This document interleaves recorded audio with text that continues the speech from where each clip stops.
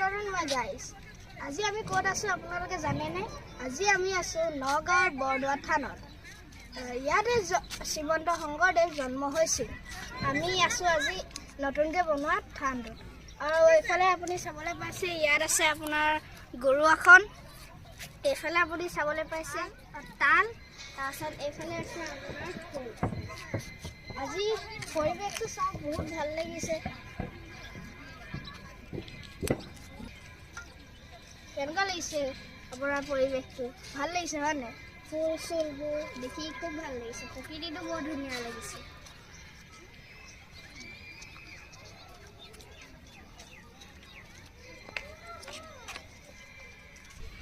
নগাঁৱৰ পৰা যদি আপোনালোক আহে তেতিয়াহ'লে ইমানো দূৰ নহয়, 20 বা 25 কিলোমিটাৰ লাগিব।